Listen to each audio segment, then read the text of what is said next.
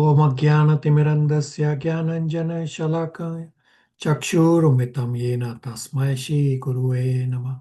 Shri Chaitanya Manopistam Stapitam Yena Bhutale Swayam Rupa Kadamayam Tadati Swapadantikam Vandeham Shri Guru Shri Utapadakamlam Shri Gurun Vaishnavamscha Shri Rupam Sagrajatam Sahakana Raghunatanvitam Tam Sajivam Sadvetam Savadutam Parijan Saitam Krishna Chaitanya Devam Shri Radha Krishna Padan Sagana Lalita Shri Vishakanvidamscha He Krishna Karuna Sindhu Tena Bandhu Jagatpate Kupesha Gopika Kanta Radha Kanta Namastute Tapta Kanchana Gaurangi Radhe Vrindavaneshwari Vishabhanu Sutta Devi Pranamami Hari Priye Panchakalpatarubhascha Kripa Sindhu Bhaivacha Patitanam Pavanebhyo Vaishnavebhyo Namo Namah Jai Shri Krishna Chaitanya Prabhu Nityananda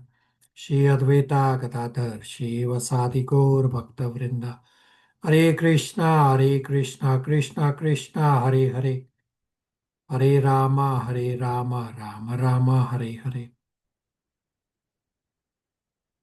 Hare Krishna, thank you all for coming. So today we will continue our discussion on Bhagavad Gita chapter 18 from verse number 29 onwards. And today we will also revise Bhagavad Gita chapters 7 and 8. We should also have the chart for chapter 18 with you. We will finish populating the chapter 18 chart today. And at least one devotee had a realization from this chart, messaged me offline. So we'll discuss when we finish populating this chart about the importance of these charts. So I mentioned at the start that these 4 charts are going to show you where you are, where you want to go, and how to get to where you want to go.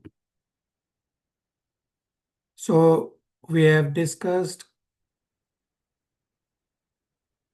karma, karta, and jnana in the 3 modes.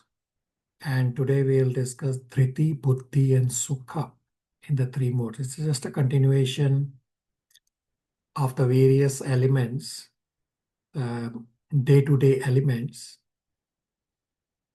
under the various modes, so we can see where we are, and we can come out to being in the mode of goodness more and more, and of course to transcendence very, very soon.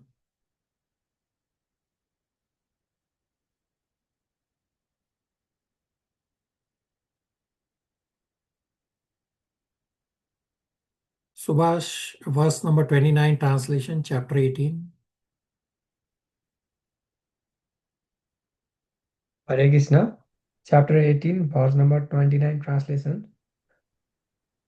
O winner of wealth, now please listen as I tell you in detail of the different kind of understanding and determination according to the 3 modes of material nature.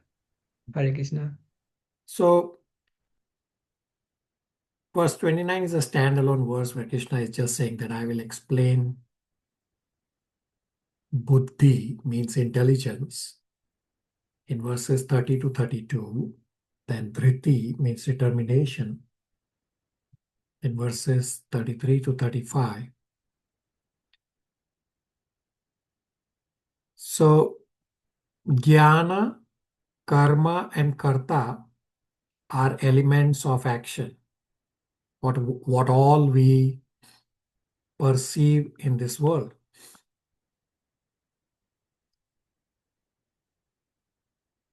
So we also discuss Jnana, and now intelligence will be there. So we'll understand the difference between knowledge and intelligence.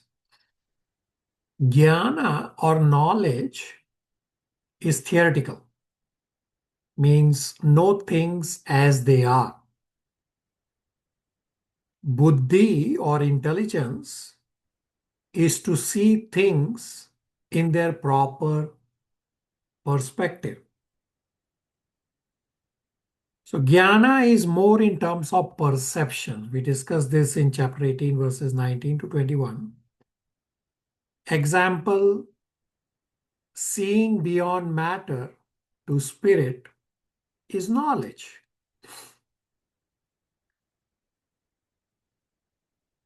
But that does not mean that I am at spiritual level. Buddhi is in terms of action, which we'll discuss today in chapter 18, verses 30 to 32. Meaning, understanding what should be done and what should not be done. This is intelligence. And dhriti means determination. Once I understand how to act, I still need consistency to be able to go on the spiritual path. Shruti, verse 30 translation. So this is intelligence in the mode of goodness. Hare Krishna. O son of Bharata, that understanding by which one knows what ought to be done and what ought not to be done, what is to be feared and what is not to be feared, what is binding and what is liberating, is in the mode of goodness. So actions to be done and actions not to be done. So we discussed this in chapter 16, verse 7, pravartim cha nivritim cha, where Krishna has said that demoniac people, they don't know what to do and what not to do. What should be feared and what should not be feared. So one understands the cause of bondage and the cause of liberation. Such understanding is in the mode of goodness. Now, this fear point is very important to understand, that there is healthy fear and then there is unnecessary fear. Healthy fear example is that, say, fear of fire or live electricity wire. Now, to avoid all such dangers, healthy fear should be there. A child should have this fear, or even adults should have this fear not to touch a live electricity wire. And undesirable fear example is that child may have the fear about to go to school.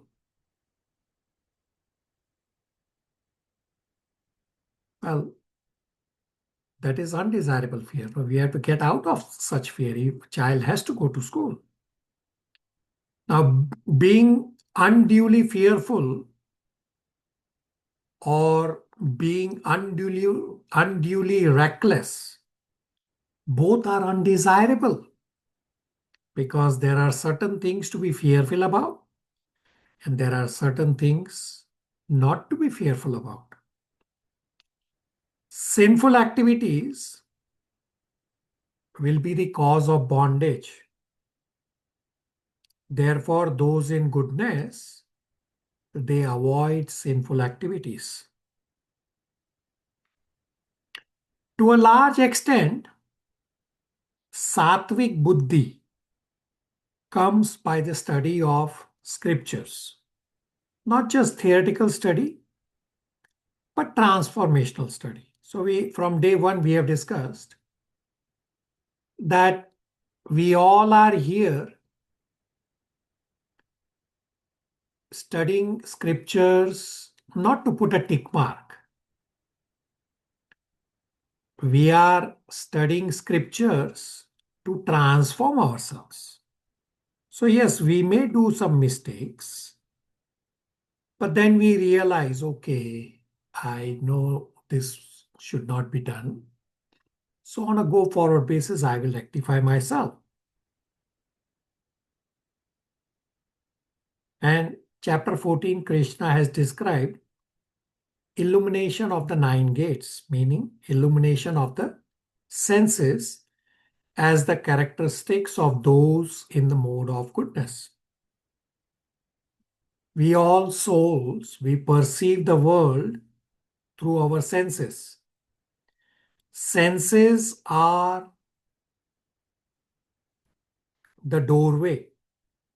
If senses, meaning if doorways are not illuminated, it will be like walking in a dark area, not knowing that there could be stairs and I will fall. So here Krishna is stating the capacity to discriminate from illumination comes from mode of goodness. Questions, comments, realizations?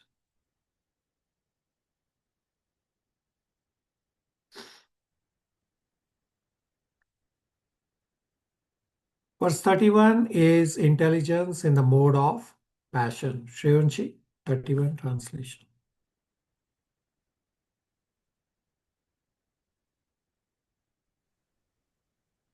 Hare Krishna. Uh, O son of Pritha, that understanding which cannot distinguish between religion and irreligion, between action that should be done and action that should not be done, is in the mode of passion. So one does not understand clearly what is dharma and what is adharma. What should be done and what should not be done.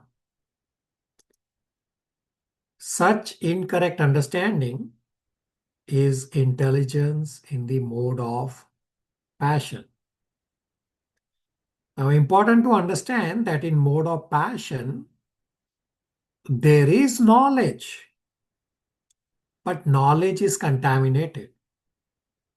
An example from Ramayana is that followers of Ravan considered Ravan to be a good person. And the followers of Ravan, or even Ravan himself, they considered Vibhishan to be a bad person. So Vibhishan is Ravan's brother who goes on to help Lord Ram. So because Vibhishan betrayed Ravan, they considered Vibhishan to be bad person and Ravan to be good person. But this is opposite to scriptures. Actually, Vibhishan is not betrayer of Ravan. Rather, Vibhishan is loyal to Supreme Lord, Lord Ram. And in reality, Ravan is the betrayer of Dharma. Therefore, when one understands all this, then they will not call Ravan as a good person. So when one does not know what is dharma and what is adharma, that is intelligence in the mode of passion. In mode of passion, because of incomplete knowledge, lower principle is made to be the higher principle. And higher principle is neglected as lower principle, just as I gave the example of Ravan and Vibhishan and Lord Ram from Ramayana.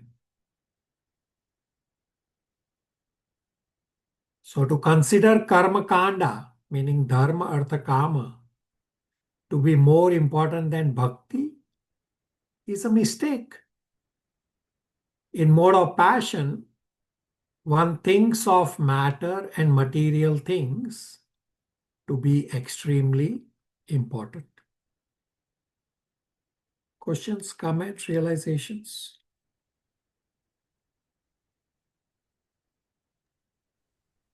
Prabhuji, this sounds good on paper, but if you are, I mean, if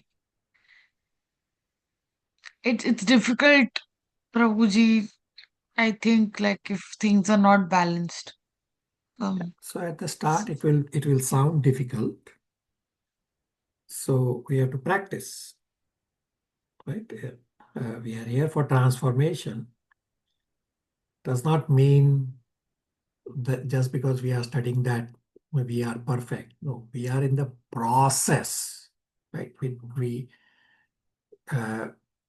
don't have to say, oh, this is too difficult and I will leave. No. Krishna also encourages, in Bhagavatam, there's a verse. My Guru Maharaj gave a lecture just yesterday or day before yesterday on this.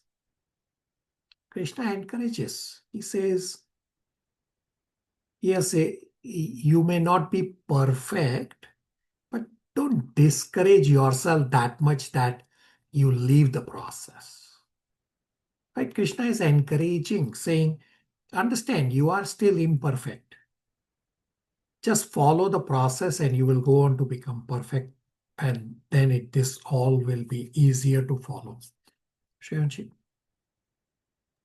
Yes, Prabhuji, I also wanted to ask, like, you took very clear examples, but in Kali Yuga, I think things are actually very unclear sometimes. You are absolutely correct that Kali Yuga things are very, very blurry. So we have discussed this in chapter 1. What is the need for spiritual scriptures? Is so that we can live in this world as a soul properly. Therefore, we need scriptures. Exactly the point we have discussed in chapter 1, that what seems to be the purpose of chapter 1.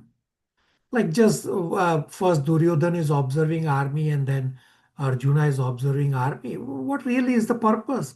We have discussed a very important purpose, that chapter 1 is very important.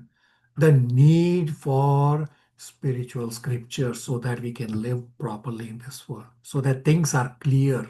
Shanji. Okay, Prabhuji, thank you so much. Pratish. Hare Krishna Prabhuji.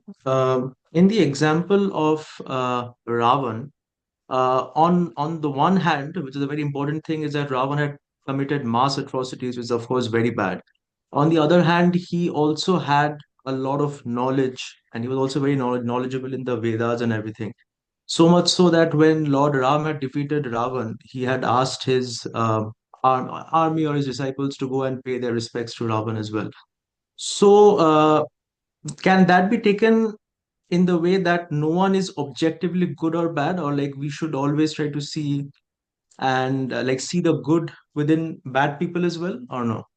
Yeah, you should definitely see good in everyone. Now understand that Ravan is a special case. That Ravan is actually Jai Vijay, Ravan and Kumbhakarna are Jai Vijay and the very dear servants of Krishna in the spiritual world, and they came as demons in 3 lives to satisfy Krishna's fighting desire. But your point about wanting to see good in others, yes, definitely see good in everyone. Does not mean we turn our eye or blindfold ourselves to the wrong things. That's not the point. Yes, if somebody is doing wrong, we have to stop that also. But yes, we should always see good. How do you see good in others? Is you see spiritual potential in everyone. Pratyush.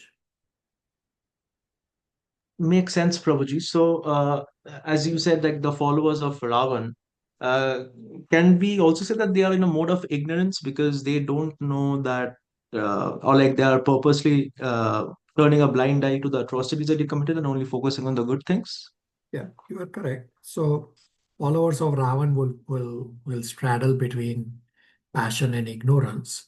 And the same dharma and adharma discussion will come up in verse 32 about intelligence in the mode of ignorance. Atyush. Hare Krishna, Prabhuji. Thank you. All right. So now 32 is intelligence in the mode of ignorance. Priya? Hare Krishna Prabhuji.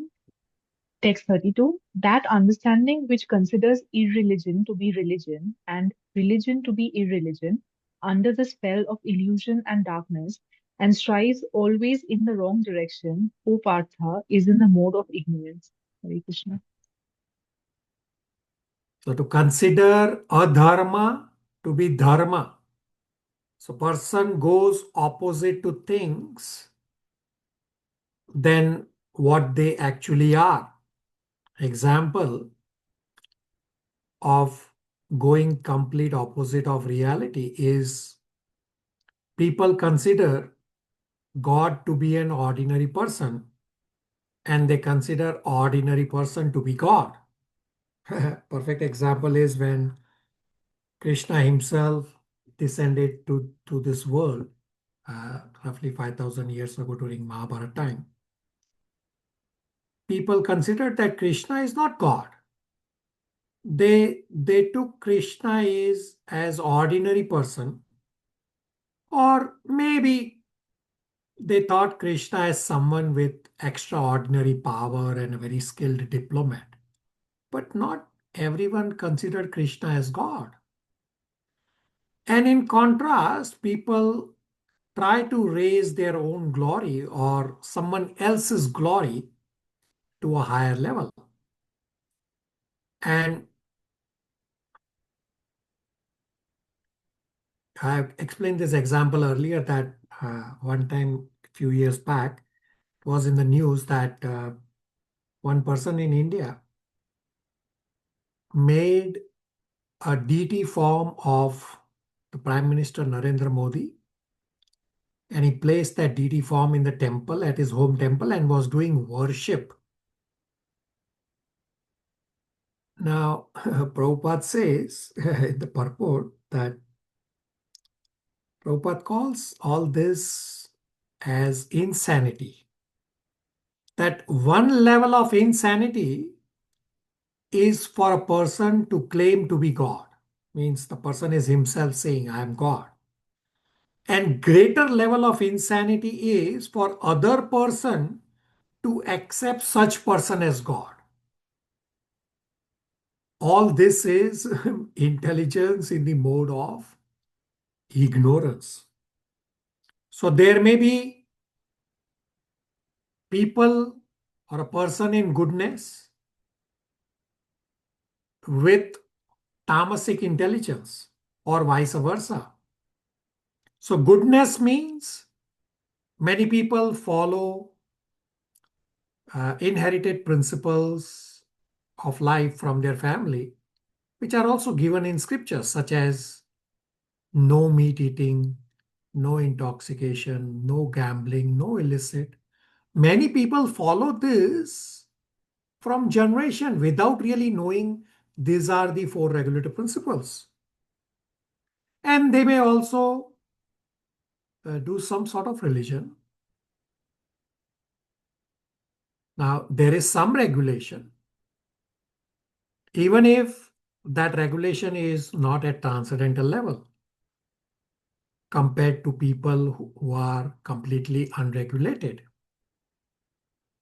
Unregulated means person may be drinking, smoking, etc., meaning the lifestyle is in ignorance.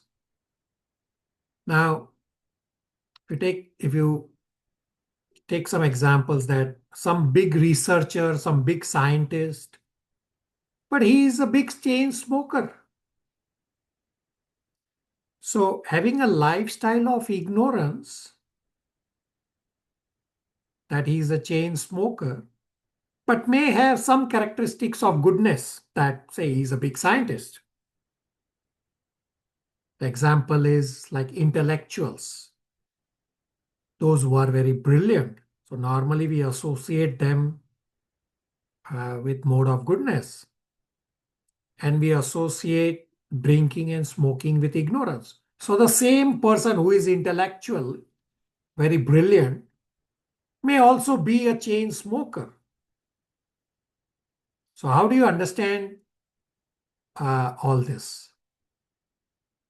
And the answer is that the influence of the modes is very complex. We already discussed this at great length in Bhagavad Gita chapter 14, that the modes are very complex to understand.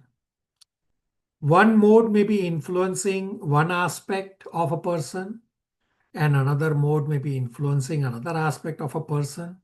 So we have to just be very conscious from what we have discussed or started the discussion from chapter 14, and these chapter 14 chart, chapter 17 chart, and chapter 18 chart are for our use to ensure that we stay in mode of goodness more and more and more and always. Questions, comments, realizations? Monarch, Mansi. Hare Krishna, Prabhu. Prabhu, how can I understand these two different things? In text 31, cannot distinguish between religion and irreligion, and text 32 says considers irreligion to be religion and religion to be religion. Prabhu, I'm not getting these two things. Yeah, so there will be some overlap, as Patwij Prabhu was also asking, whether there'll be ignorance or anything. So there's some overlap between these terminologies. And I did give some examples, right? Again, understand that everything is not watertight, right? Just have to understand that somebody is taking the right to be wrong and the wrong to be right. Monarch? Okay, Prabhu. Hare Krishna. Everybody on the same page?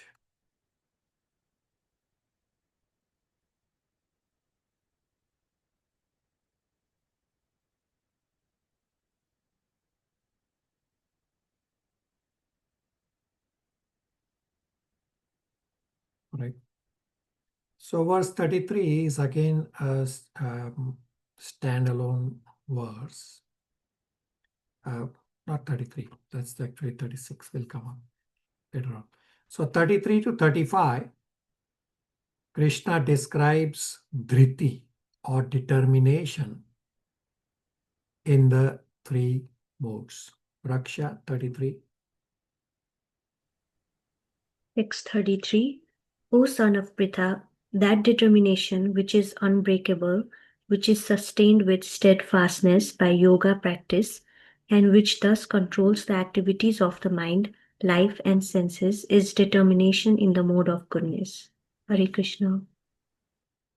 By which one keeps the actions, the senses, the life air, the mind, and the activities. One keeps all these in yoga, by unbreakable yoga. So dhriti in mode of goodness essentially means that one knows to be persistent to get results. So Krishna has also explained in 14.26 avyabhicharine.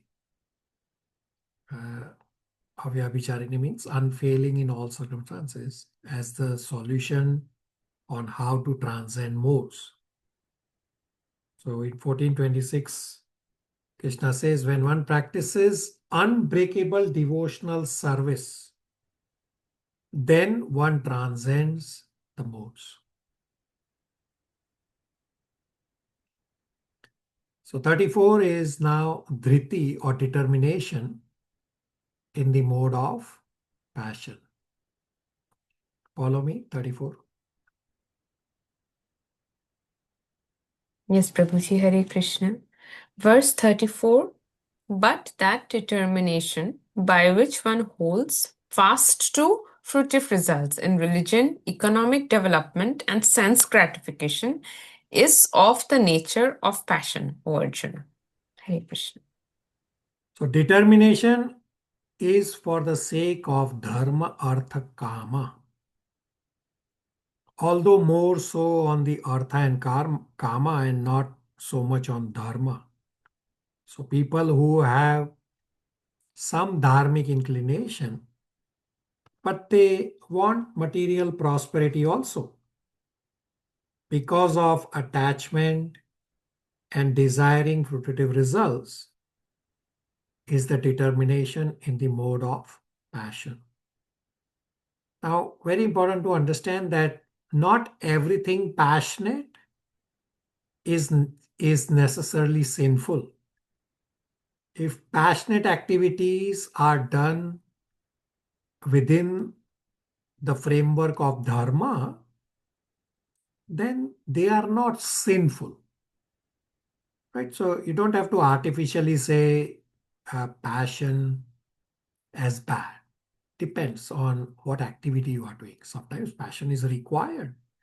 Even in spiritual activities, you need certain passion to do your services as well. And now 35 is determination in the mode of ignorance. Parth Prabhu, 35.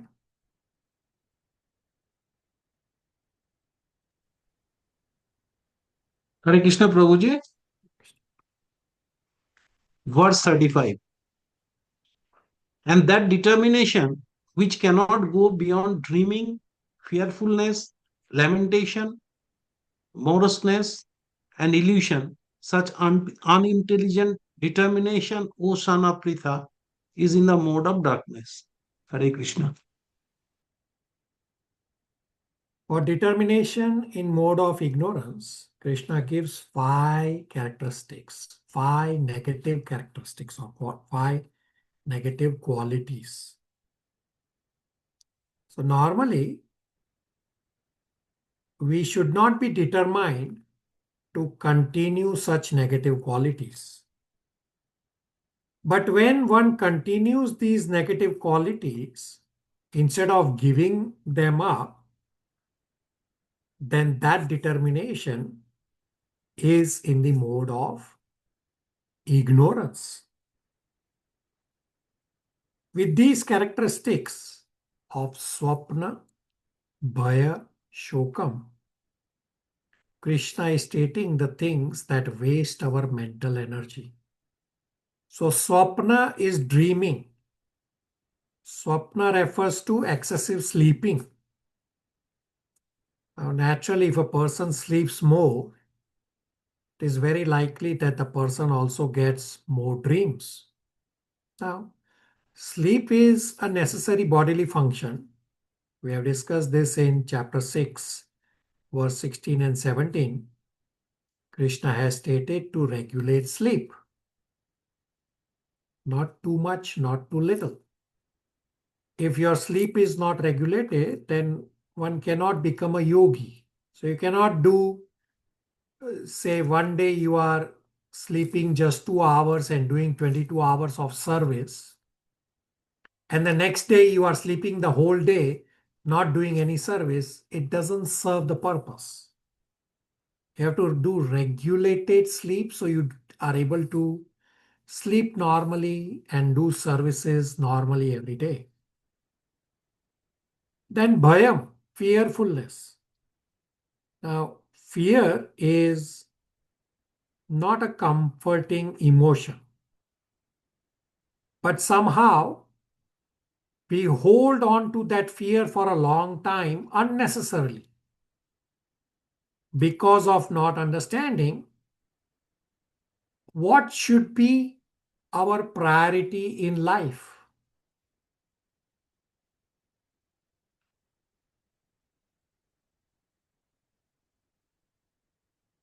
And then shoka. Shoka means lamentation. Now, why shoka or lamentation is considered to be undesirable and tamasic? The answer is example. Say when a loving family member leaves the body, the relatives may stay in pain or grief for loss of that family member for days, weeks, months, and years. So this lamentation is undesirable. So there is difference between grief and lamentation. Lamenting means one never comes out of it. One never tries to learn from it. One never tries to grow out from it. He's just lamenting, oh, why this happened. Now, when somebody leaves the body, grieving is required. It's a healthy emotion because even though we are in temporary bodies, we still have connection with that soul through that body.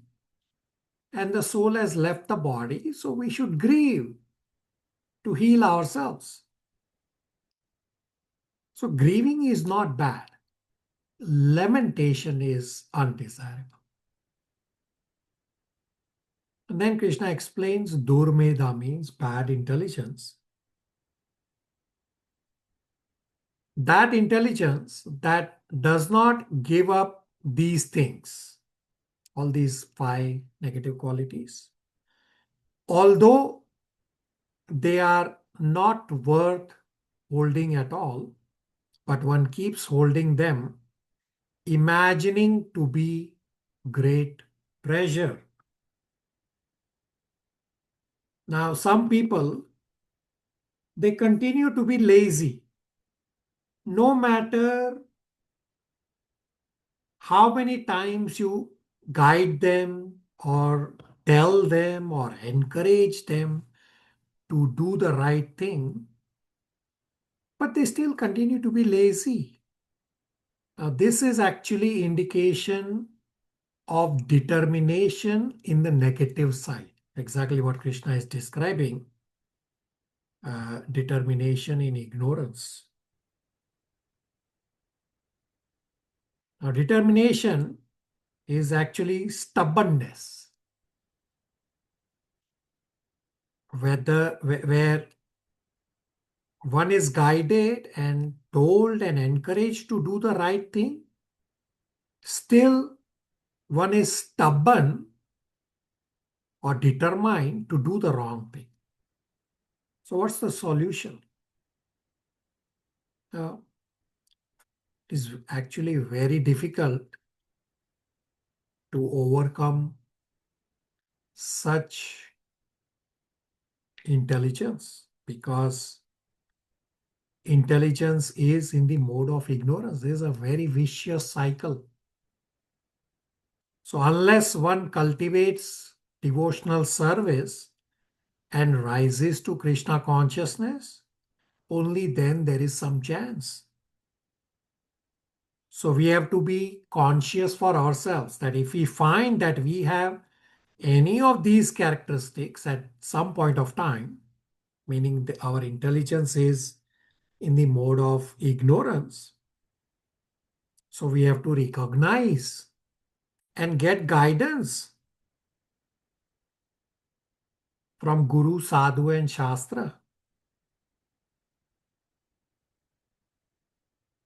Recognize that my intelligence I am using, I am acting in the mode of ignorance. Therefore, have a buddy. Now, for that person to recognize by own self could also be a challenge. Therefore, have a buddy, have a spiritual mentor, follow regular sadhana. Then you will be able to recognize whether I am stubborn with these negative qualities or not. Otherwise, it is very difficult to come out of this ignorance where my intelligence is in ignorance. So more important is that we focus on trying to cultivate devotion, trying to please Krishna. Our current intelligence will obviously be in one of the three modes. If we try to please Krishna, then Krishna has said and assured in Bhagavad Gita 10.10, Tadami buddhi yogam tam yena mam upayanti te, that Krishna says, I will give you intelligence by which you will come back to me. Questions, comments, realizations?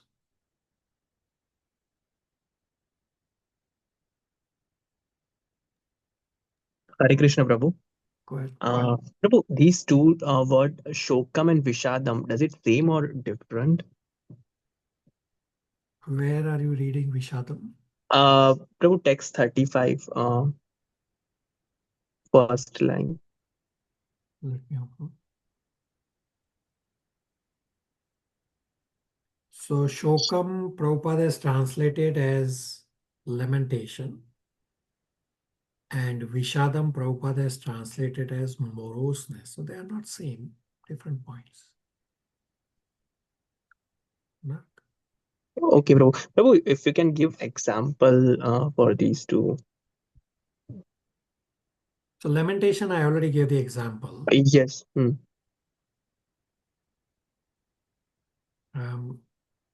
Moroseness. So in Bhagavatam, is there in 1.5.15, should be 15 plus minus one verse, where Srila Narad Muni, a spiritual master of Srila Vyasadeva, chastised Srila Vyasadeva very badly with the word Jugupsitam. Jugupsitam is verily condemned. And in that whole conversation, for translating Vedas and writing down Vedas, Srila Vyasadeva was feeling morose that I have given something to people by which they will associate with the body and mind, that they will satisfy their body and mind and senses through sense gratification, and they will think they are doing religious activities because Srila Vyasadeva, a religious person, has given us the Vedas, has given us this process. So he was feeling morose. Now this is actually a healthy morose, right? What Srila Vyasadeva was feeling, that he should not have done something. Therefore, Srila Narad Muni goes on to chastise very badly Srila Vyasadeva. So when we come to Bhagavatam, we will have a very good visual on that morose face of Srila Vyasadeva. Now, we are here talking about the negative qualities. Now, morose, that somebody is feeling morose, even though they may have not done something wrong and they say, I will not do this. Even though they should be doing devotional services as part of Yukta Vairagya. Yukta Vairagya means what you can accept in the material world and offer to Krishna. You offer, that is Yukta Vairagya. And correct, so this is correct Vairagya. And incorrect Vairagya or incorrect renunciation is somebody will say, I don't need money. I don't need to touch money because money is entangling. But you could take the money and use it in Krishna's service. So moroseness, you have to understand in that context, that the Yukta Vairagya context, that it actually should be Yukta Vairagya. But he's saying, I just don't want to do it and I will feel morose and He's giving up what he should not be giving up. Mona, does that help you? Yes, Prabhu, understood. Thank you. Path Pratyush. Hare Krishna Prabhuji, I have two questions. My first question is verse 33, Dhrita in the mode of goodness. It says that one should inculcate steadfast determination by the practice of yoga, or I think it was yogena, which was written the exact word. So, does this only, like, is this restricted only to bhakti yoga, or will it also encompass yan yoga or like actual physical yoga poses? So Krishna has used the word yoga. He didn't use bhakti yoga, right? Because Prabhupada every place goes on to emphasize that should culminate in bhakti yoga. But yoga applies to any yoga, whether you are doing Gyan yoga, Ashtang yoga, Karma yoga, or Bhakti yoga. Now, the Hatha yoga or the exercise that people do for bodily maintenance, that is not a yoga practice. So Prabhupada has explained this in chapter 6, verse 46, 47 purports. They are pretty heavy purports. But Prabhupada has explained that Hatha yoga is childish. That people think that I am doing this yoga for my bodily upkeep and I think I am doing yoga. Now, Prabhupada is not condemning that don't maintain body. What Prabhupada is condemning is that bodily exercise does not connect you with the Supreme. The meaning of yoga is to connect with the Supreme. Pratyush? Yes, so Prabhuji, like no form of like physical yoga or any asanas or anything, it will not help us connect with the Supreme. Absolutely correct. Okay, So okay. you should read as part of your spiritual endeavor today, everybody should read chapter 6, verse 46, 47, where Prabhupada has described at great length exactly the point that Pratyush Prabhu is asking. Pratyush? Yes, Prabhuji. And one more question is in verse number 34, we had discussed about dhrita in the mode of passion. And then you made this point where if passionate activity is done in the framework of dharma, then it's all right. Are there any examples where passionate activity done in the mode of like in the material nature is good? For example, in chapter 18, we were discussing about a king performing a yagya to get a son for as a successor. So, can that be construed as an example of passionate activity which is good or no? So wanting a son or doing yagya for son is purely material desire, right? It can't really apply that way. Now, passion can be some examples. For example, book distribution, you need to have a passion for book distribution. We do have few book distributors here. They will tell you, or even I will tell you my own example, that book distribution is not easy for everyone. You have to have a little passion to be able to distribute books or convince anyone about book distribution. On day one, when devotees from the temple took me out on book distribution, they took me at an intersection in Toronto, downtown. They handed me a few books and said, now, whoever is walking, show them the books. And I told them, are you crazy? That was my word. Are you crazy? I cannot distribute books. I cannot stop anyone. And I actually stood 4 steps behind them. I said, no, you do what you want to do. I'll stand here. But then later on, you develop that skill. And I'm not trying to glorify myself, but one time we were distributing books at outside City Hall. And it so happened that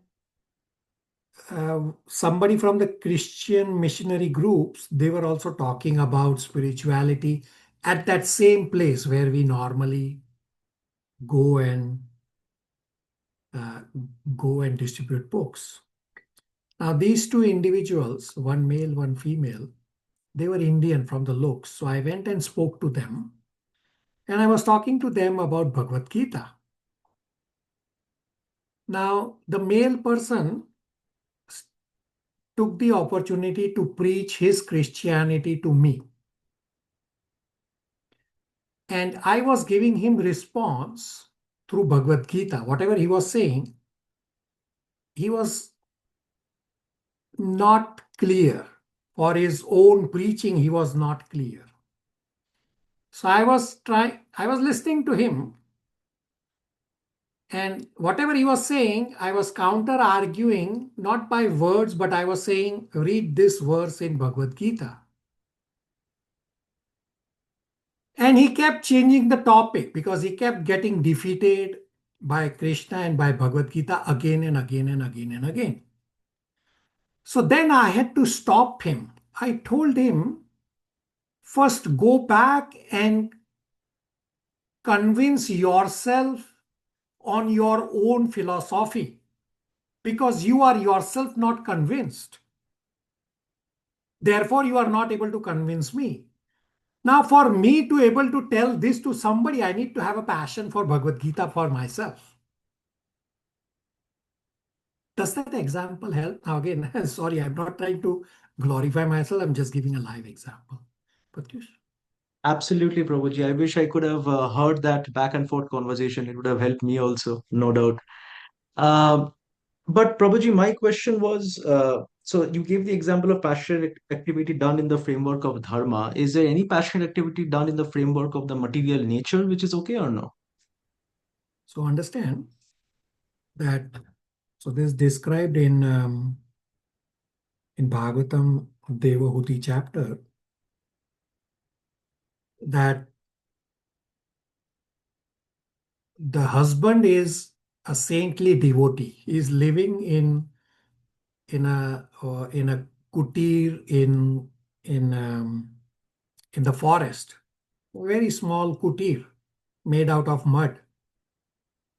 But when he got the instruction by his father, from his father and spiritual master, to procreate, so for procreation, you need to be in passion.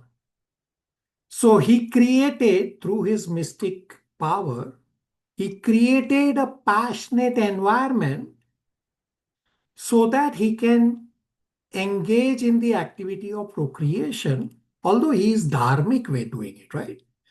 He is doing it for the per the instruction of spiritual master. So that's a valid act for, and in that purport, in that chapter of the Devotee chapter, where this passionate activity is there, that he created this big airplane and very beautiful and luxurious rooms and everything, because he wanted to create that passionate environment so that he could procreate. So that is an activity in the mode of passion, a dharmic activity, actually a Krishna conscious activity, because Lord Kapila appeared through Devahuti. Lord Kapila is Krishna himself. Pratyush, everybody. Yes, Prabhuji, understood. Hare Krishna. Everybody on the same page? Questions, comments, realizations?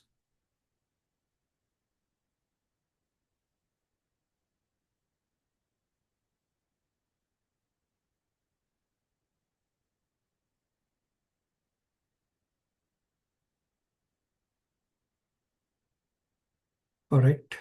So now is happiness in the three modes. The connection is that ultimately all actions we are aiming for phala, some fruit. Now the fruit of action is happiness. And Krishna explains happiness also can be in the three modes.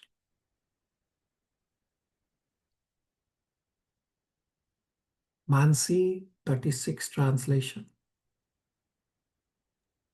Hare Krishna, text 36.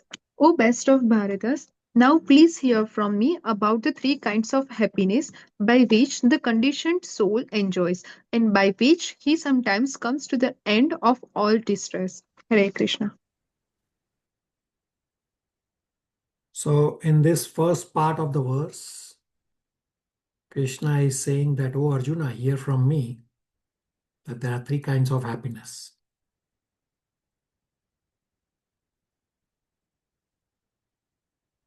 Sometimes a living entity comes out of all misery, attains the end of all sorrow. So how will this misery become terminated? Answer is by practice. Krishna says in this verse 36, Abhyasat ramate yatra, meaning happiness does not come automatically. It has to be cultivated, one has to practice. By abhyas, by practice, one will start delighting in happiness. Lalita, are you able to read 37 translation?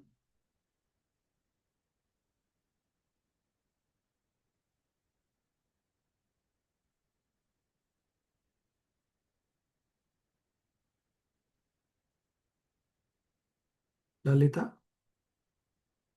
Sorry, Prabhuji. Hare Krishna. Text 37.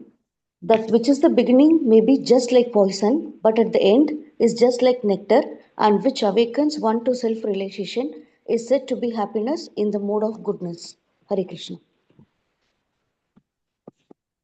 In the beginning is like poison,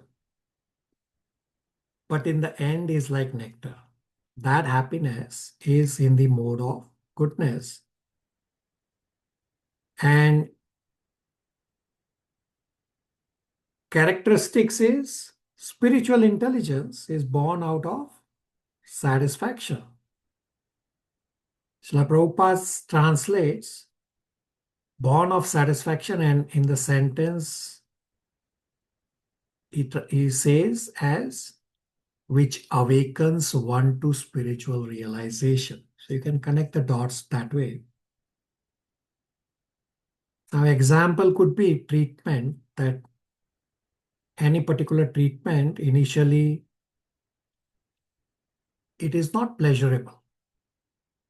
Say bodily treatment at a hospital, it is not pleasurable.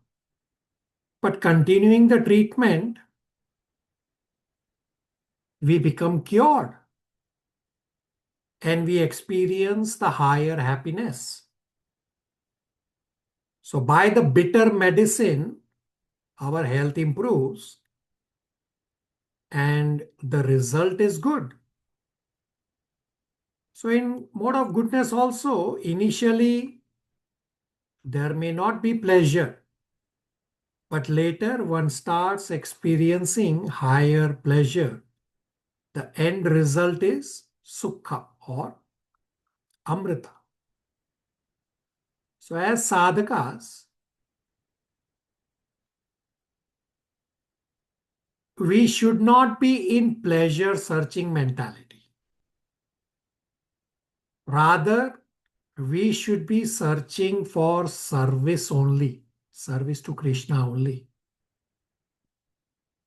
Now, goal is not to get pleasure, but goal is to give pleasure to Krishna through service. And when we give pleasure to Krishna, naturally, we will also get pleasure by that. as a byproduct. So initially, when we practice bhakti as a discipline, knowing that bhakti will take me to spiritual level, therefore we practice. Now, a question may come up that does this point of poison first and nectar later apply to spiritual happiness? The answer is given in Shikshashtakam by Sri Chaitanya Mahaprabhu that with respect to spiritual happiness, Sri Chaitanya Mahaprabhu states in Shikshashtakam, Purna Amrita Swadanam. Sri Chaitanya Mahaprabhu says that this happiness in Sankirtan is at every moment, at every step, it is complete nectar. In spiritual path, there is no such thing as initially poison and then nectar.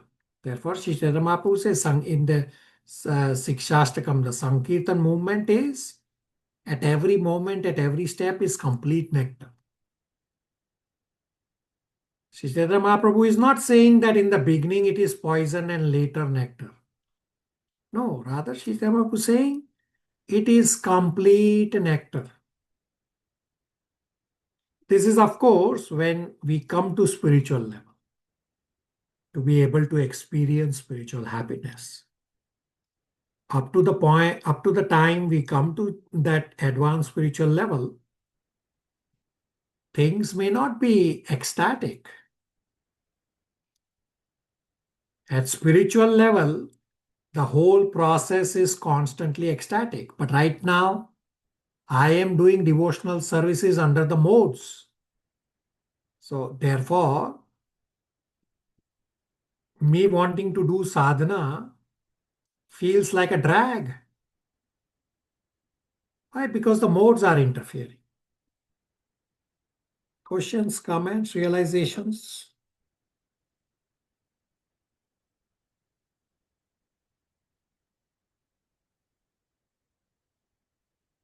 All right, so 38 is happiness in the mode of passion. Padma Kumar, 38.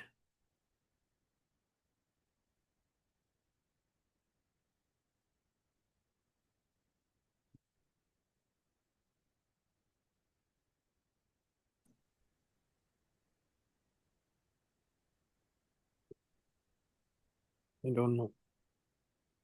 Okay. Okay, Prabhu. Hold a minute.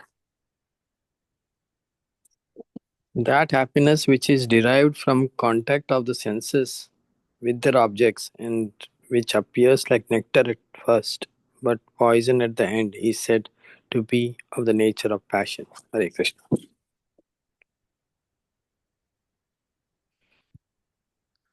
When there is contact between senses and sense objects, there is nectar in the beginning. But the result is, in the end, result is poison. This happiness is in the mode of passion. So Krishna has already said this in chapter 14, verse 16 also. Rajastu phalam dukham, that result of living life in passion is dukkha, is misery. And we have also discussed the punchline of His Grace Chaitanya Chandas from chapter 5, verse 22. The false currency. False currency refers to sense gratification. False currency that keeps us trading in the stock exchange of illusion. The stock exchange of illusion is the material world. Sense gratification keeps us trading in the stock exchange of material world. So Krishna makes it clear that pleasure and passion results from contact of senses with sense objects. Now in the material world, the movies, they generally show enjoyment and they don't talk about the result. If one gets too attached to normal sex within marriage, then one is riveted to bodily concept of life, resulting in sufferings of old age, disease, and death. So sense gratification within Dharma does not make sense gratification good,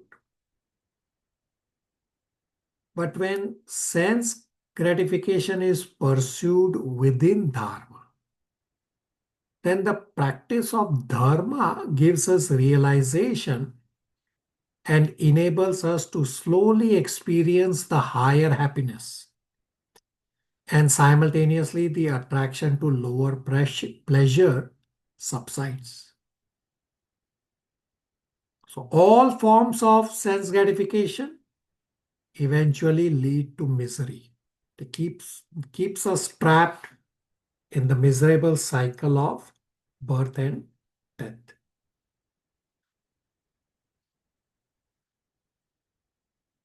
And verse 39 is happiness in the mode of ignorance.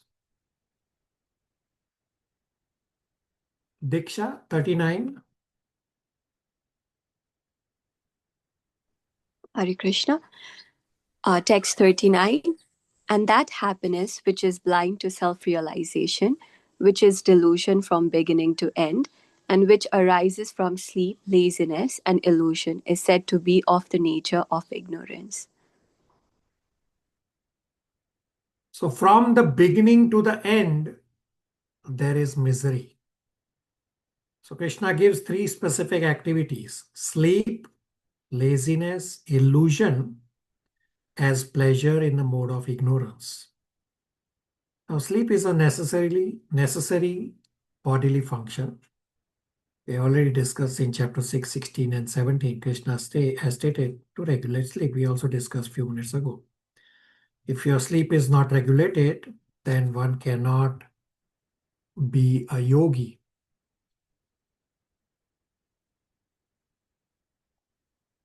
If one regulates sleeping and also regulates other bodily activities, then by practice of yoga, one can become free from misery. But here in 18.39, Krishna is talking about sukha. Hence, when one sleeps for the pleasure of sleeping, that is in the mode of ignorance. The next item is laziness. Example, one can put off a particular task for later, forever, that later is forever, or very much up to the last moment. So by doing things that we don't like to do, we actually grow mentally because we develop our willpower, determination, and discipline. So laziness, actually, there is no pleasure. But one thinks that there is pleasure because one assumes in that I am enjoying in that laziness or in that sleepiness. Actually, I'm not enjoying, I'm actually suffering. The next point is pramad or illusion. So one of the example of pramad is drinking. That from the beginning to end, there is misery. Now, pramad can also come through television or internet. So television is not run by people who are interested in welfare, but all these television programs are run by people who are interested in monetary gain. We get induced in doing similar undesirable activities. Now, the advertisement industry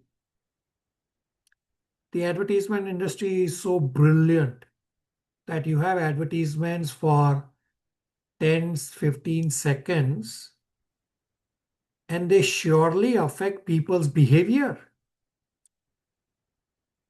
And then these television programs, they are filled with anarthas, which are going to affect people's minds. Now, also watching television, people are just eating and eating and eating, and they become fat. So the pleasure is actually an illusion. And this illusion can be in passion as well as in ignorance. People become addicted to watching television or browsing internet for hours and hours and hours.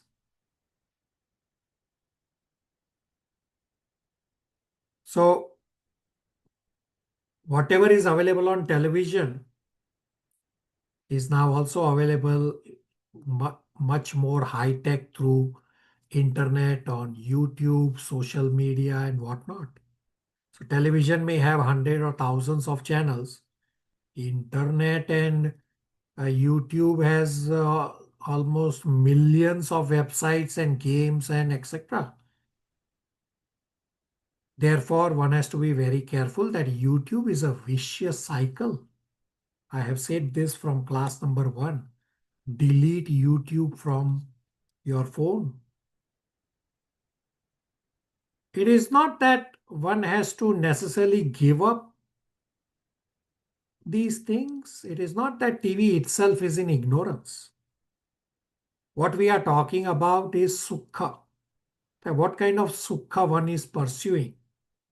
If we choose upwards, if we choose happiness in goodness, then practice that Krishna has described in verse 36, Abhyas Ramate Yata, that practice to make spiritual advancement, then gradually we can get unending happiness. Any questions, comments, realizations on happiness in the 3 modes?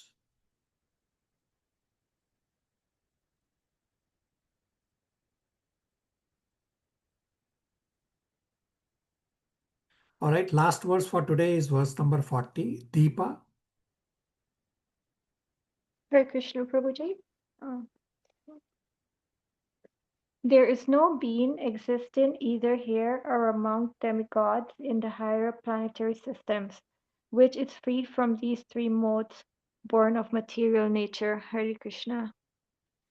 Very important verse to understand that all of existence, no one is free from these 3 modes. Every single being is under the influence of these modes. Whether one is here on earth or demigods in heaven or higher planets or lower planets does not matter. Every single one is controlled under the modes. The problem is there everywhere. Therefore, there has to be a solution to solving the problem. And that solution is the system of Varnashram.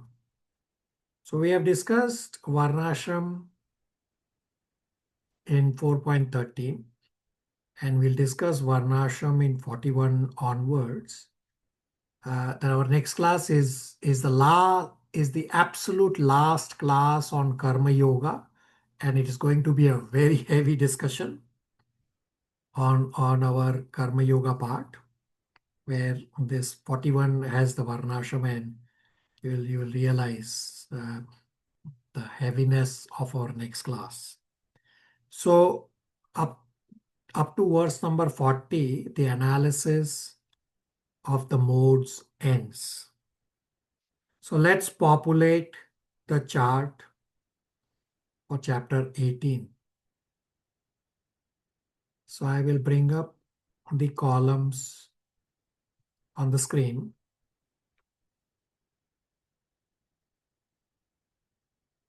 And you will populate the respective boxes for those that appear on the screen. So we are on understanding box. Understanding and goodness comes from verse number 30. You have 3 bullet points to write. Knows what is to be done, what is not to be done. Knows what is to be feared and not feared.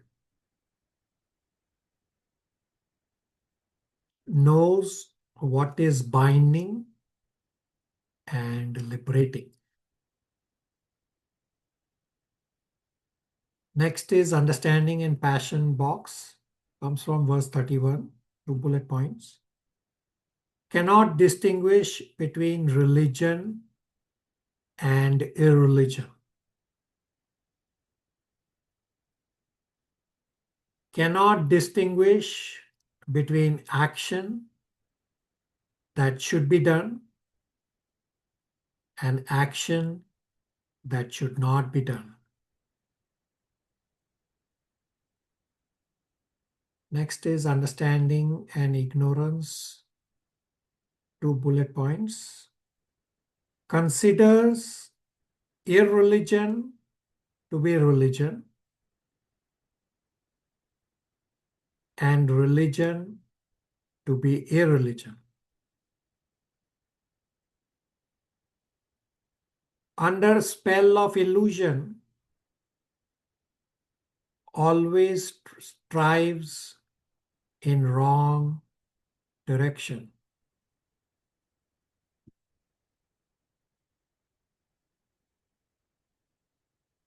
Next is determination and goodness. Verse 33. 4 bullet points to write small. Which is unbreakable, meaning determination which is unbreakable. Sustained with steadfastness in yoga practice. Yoga means understand Supreme Lord. Thus controls activities of mind, life, air, and senses. Avyabhicharine, those engaged in Krishna consciousness never deviate. Next is determination and passion. 34 verse number. Holds on to fruitive results in religion, for economic development and sense gratification.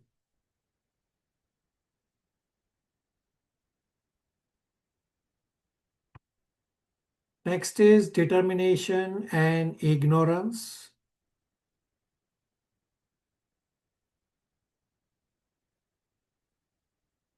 Verse 35.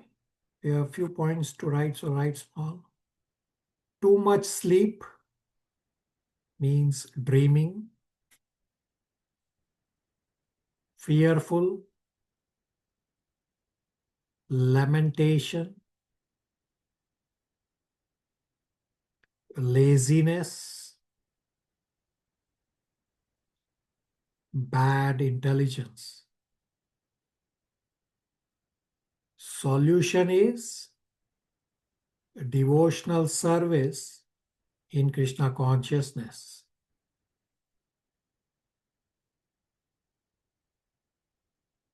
Last set of boxes is happiness and goodness. Verse 37.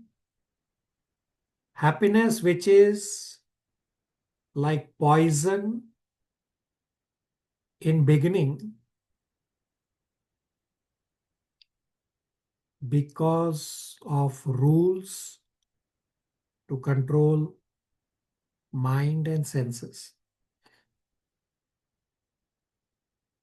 but is nectar at the end. awakens one to self-realization.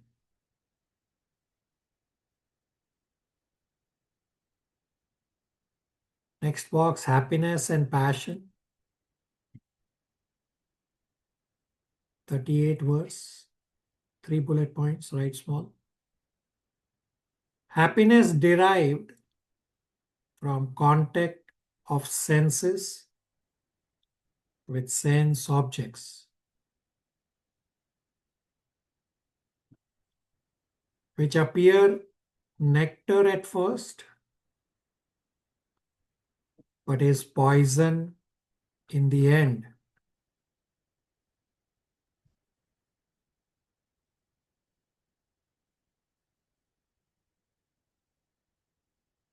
Combination of senses and sense objects always cause misery and distress.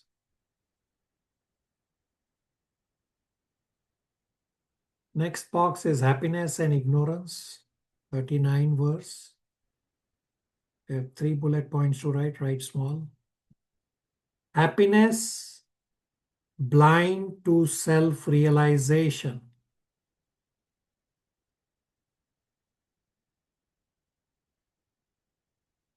Delusion from beginning to end, arising from sleep and laziness.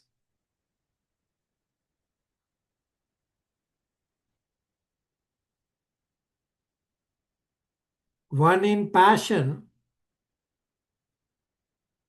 may have some happiness at start, but in ignorance, it is distress from start to end.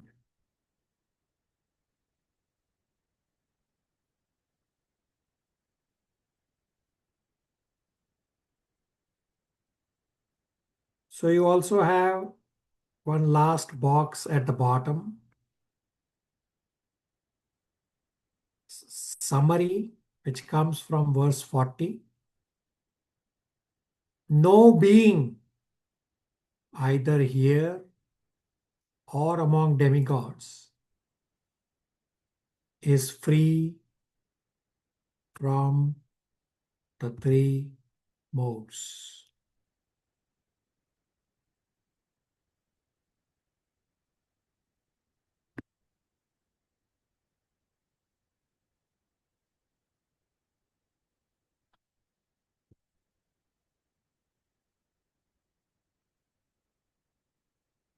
So I want all of you, Monarch, Mansi, go ahead first. Hare Krishna, Prabhu. Prabhu, when persons theoretically knows that this is wrong, this is a religion, but forced to do that because of out of lust. So, Prabhu, does it come under the category of understanding of mode of passion or ignorance? So we discussed that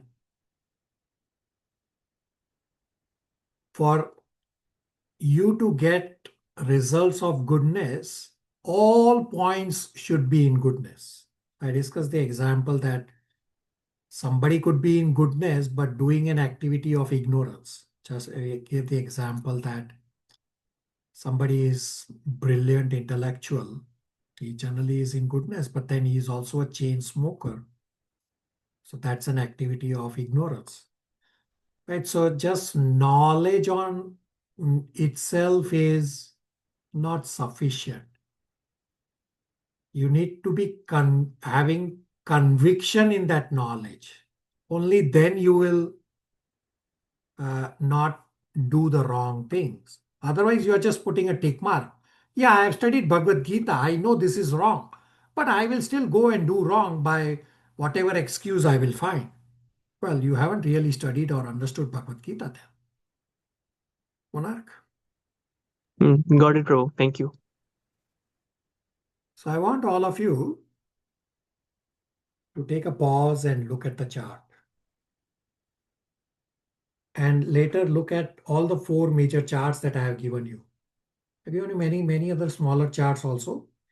These 4 major charts: Yoga Ladder, Chapter 14 Modes chart, Chapter 17 Modes chart, and Chapter 18 Modes chart. These 4 major charts are meant to show us where I am and meant to show us where I have to be, as well as this also show how to get to where I have to be.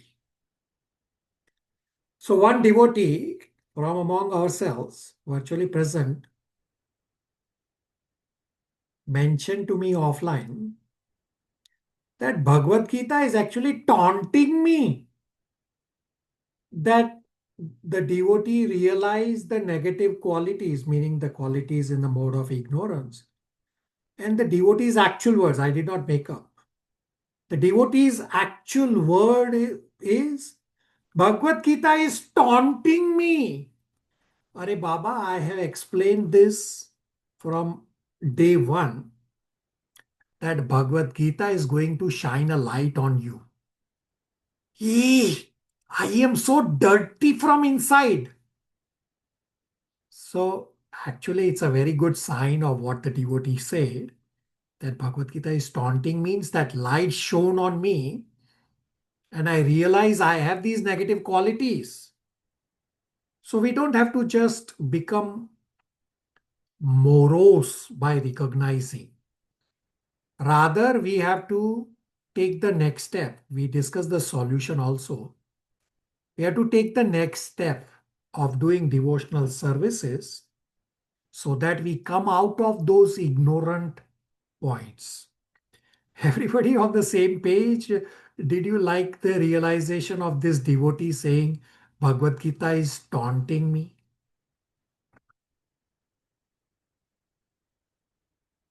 Shivaji.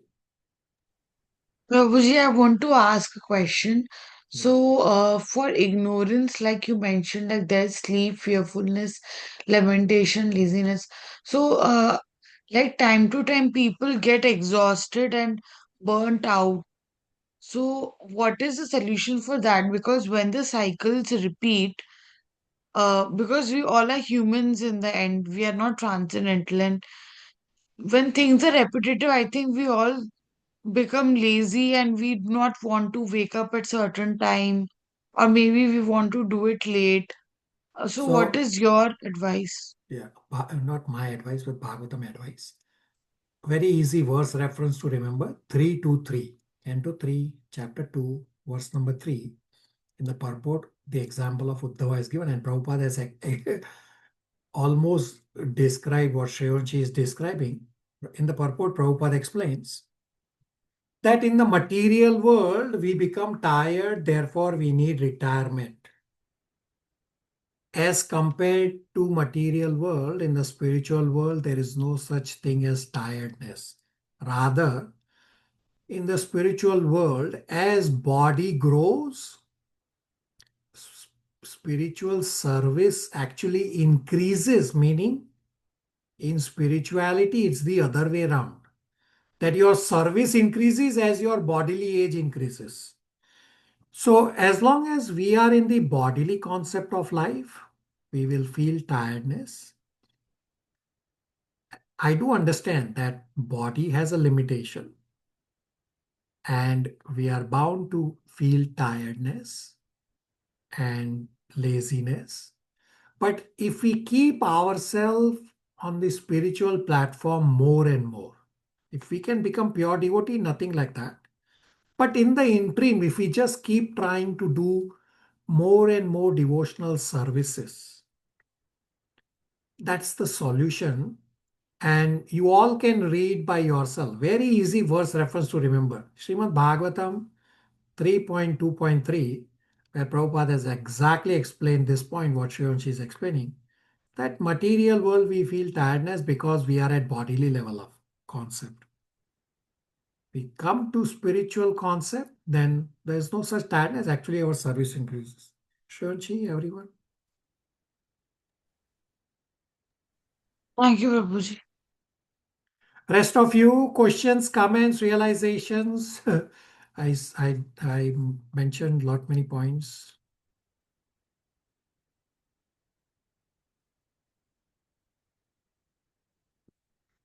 So Shruti's question whether there is concept of body in Goloka Vrindavan. So in spiritual world, material body does not exist. In the spiritual world, everyone has a spiritual body. There is body, but it's a spiritual body. So therefore, there is no tiredness. We have discussed this. So you all will soon come to Bhagavatam.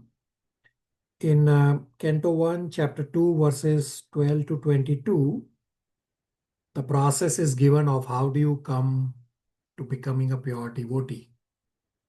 The whole step-by-step process is given, that it starts with hearing. So one of the point given is that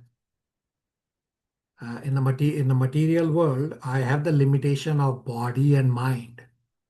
Therefore, I am not able to do as much devotional service. But once I purify myself, then the limitations caused by the material body and the material mind do not exist in the spiritual world, and I can do unbroken devotional services 24 hours. Shruti, everybody? Thank you, Prabhuji. Very good inquiry. Everybody on the same page? Questions, comments, realizations?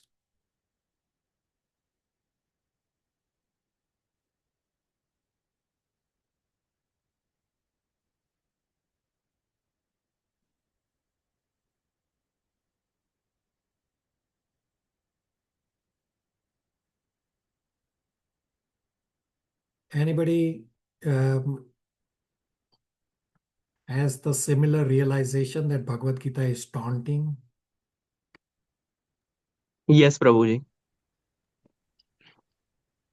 Prabhuji, every time I complete one chapter, Prabhuji, Maya Devi comes and tests me.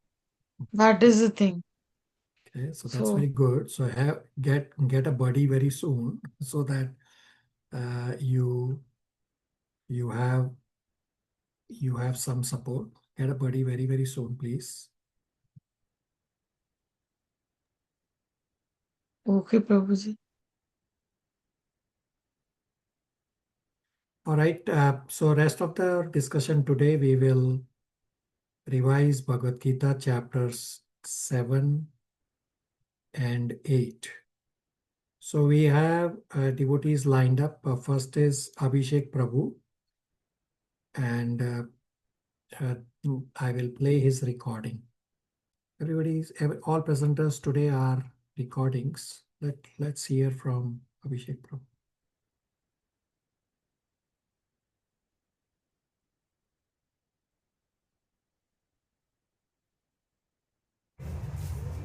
Hare Krishna everyone.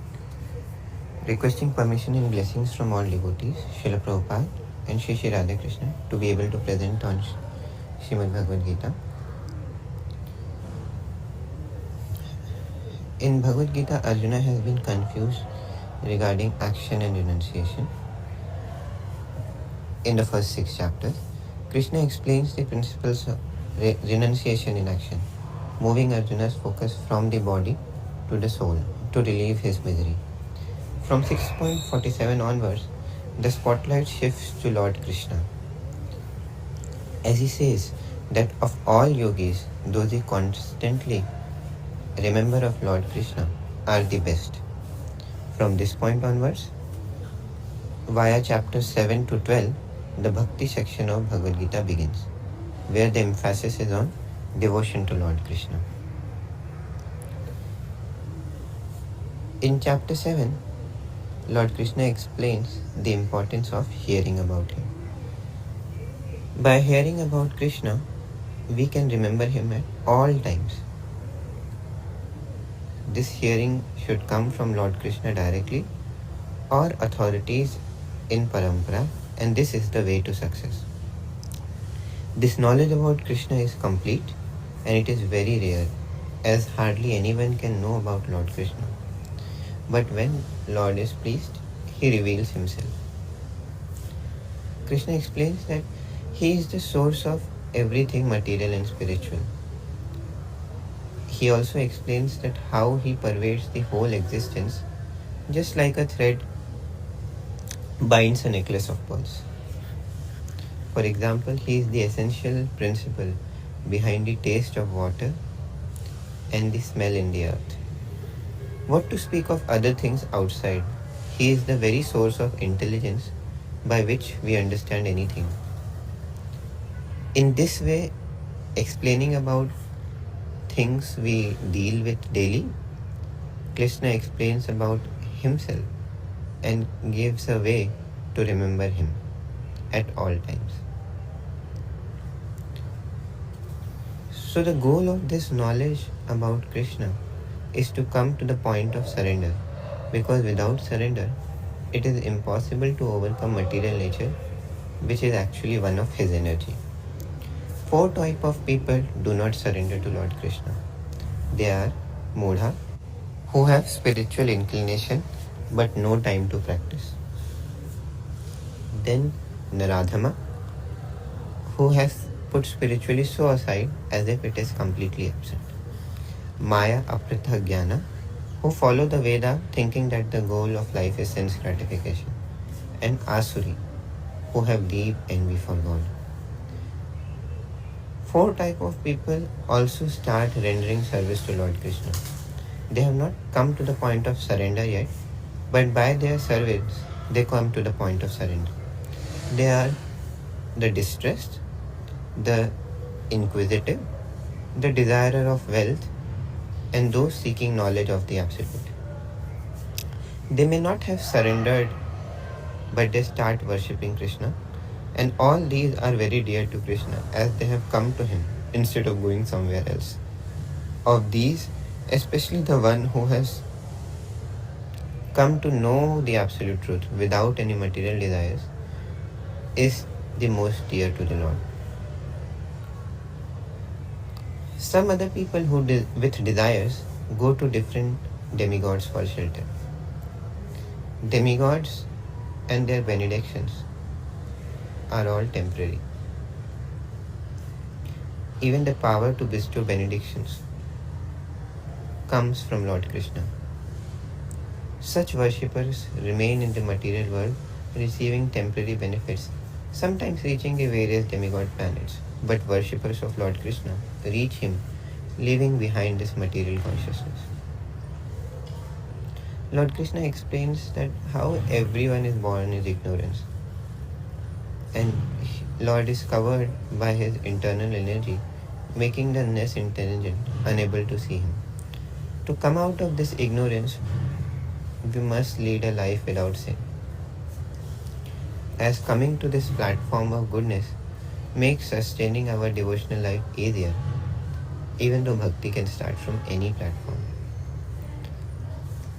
In the end, Lord Krishna introduces few terms like Adi Daivam, Adi Yagnam, and Adi Bhutam, which leads to few questions from Arjuna and the discussion of chapter 8.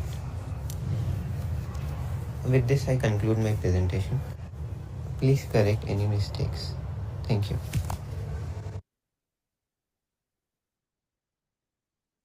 Any questions, comments, realizations for Abhishek Prabhu?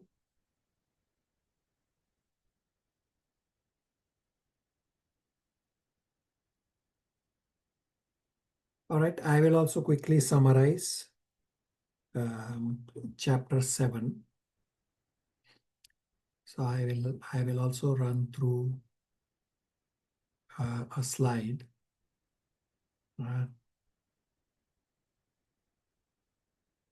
So chapter 7 is titled Knowledge of the Absolute. In Sanskrit is Vigyan Yoga. So the flow of the first 6 chapters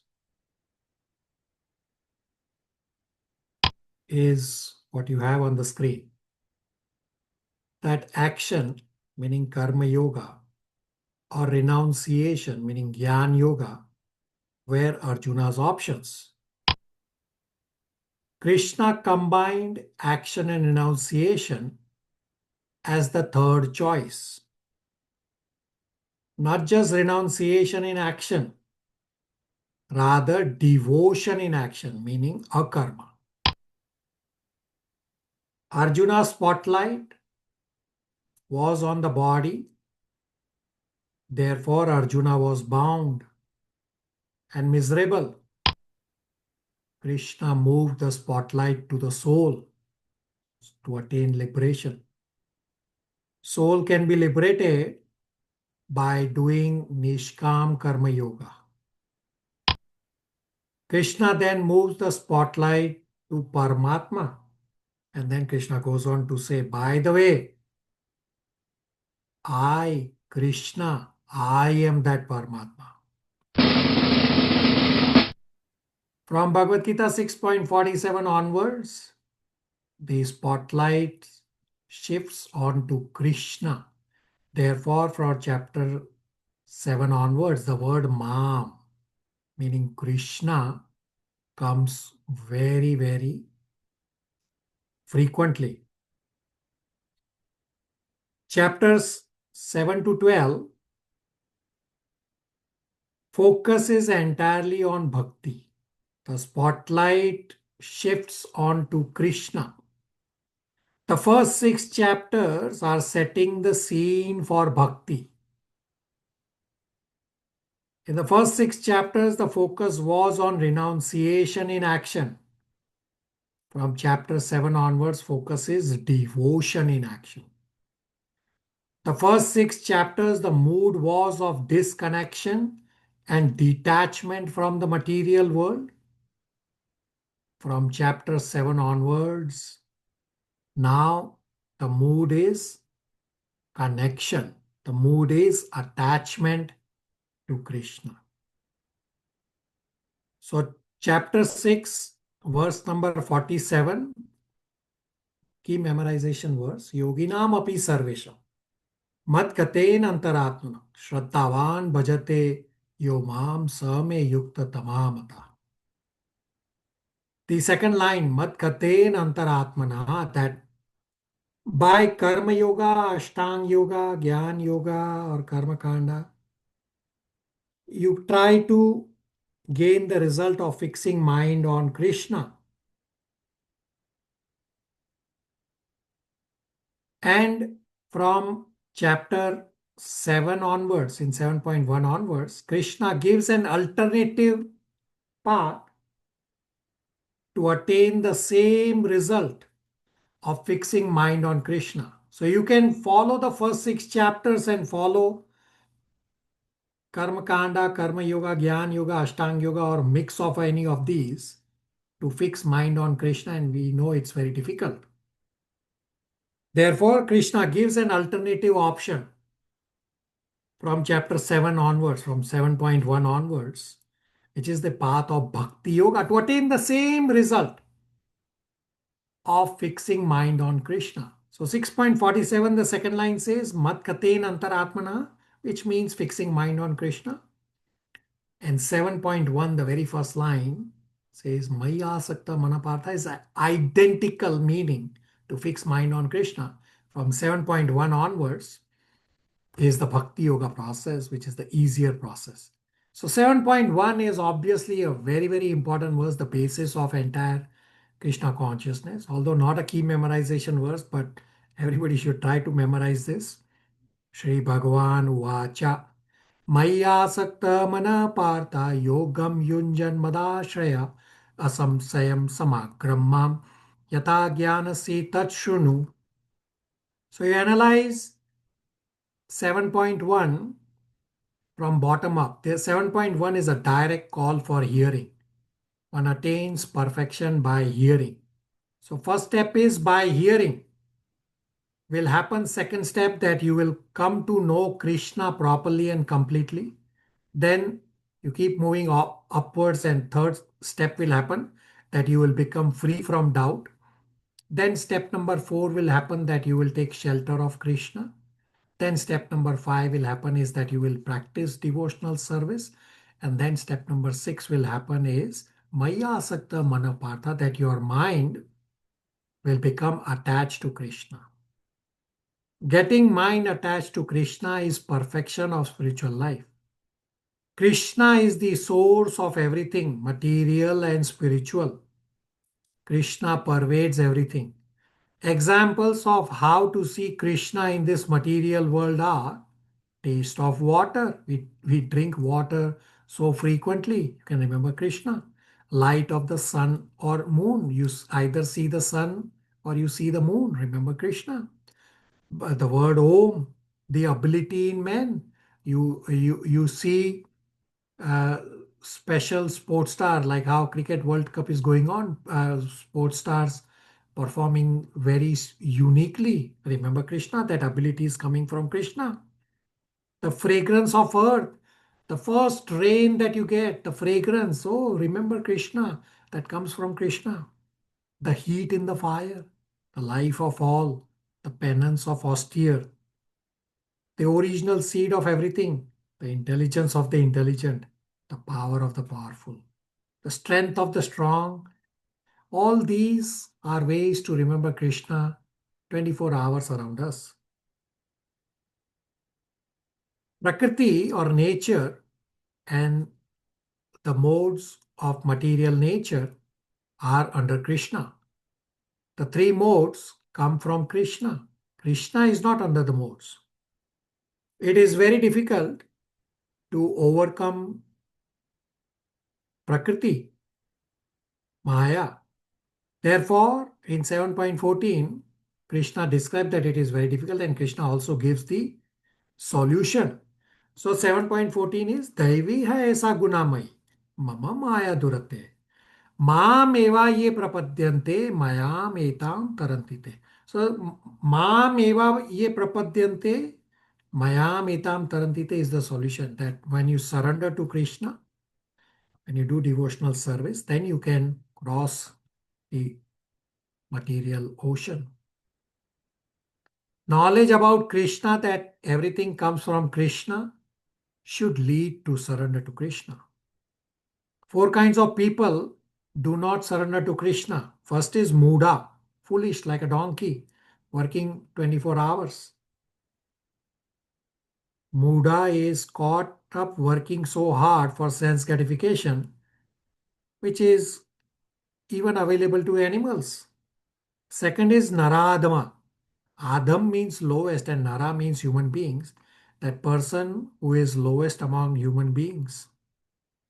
Muda may have spiritual inclination, but is busy in sense gratification, therefore has no time for spiritual inclination. For Naradama, the spirituality is so put aside to the corner as if it is not present.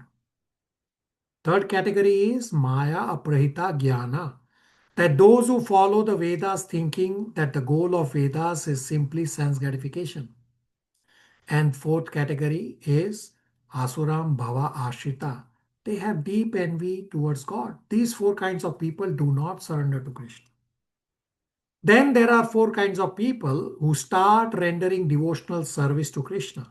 So important to understand that Krishna has not used the word surrender for those 4 people who start rendering devotional services. Krishna says they start bhajante, means rendering devotional service. And of course, they will come to surrender. So 4 kinds of people who start rendering devotional service to Krishna are, first is Artho, means distress. Gajendra is the example. Second is Jigyasu, inquisitiveness. Sonaka Rishi is the example that all rishis headed by Sonaka, they were inquisitive. Artha Arthi means well seeker. Dhruv Maharaj is an example. And Jnani, the 4 Kumaras are the example. So these 4 kinds of people are in goodness. They may not have surrendered, but they have started worshipping Krishna. All these 4 categories of people are very dear to Krishna because They all came to Krishna instead of going somewhere else. Now, another category is some surrender to demigods. Now understand that demigods benedictions, demigods abodes, and demigod worshippers are all temporary. Demigods do not have independent power to fulfill desires. Demigods' power comes from Krishna. Therefore, should always glorify Krishna. But if someone still has the desire to worship demigod, then should glorify demigod as devotee instead of worshipping demigod as God or worshipping demigod for fun. Best way to glorify demigod is to glorify demigod as devotee of Krishna.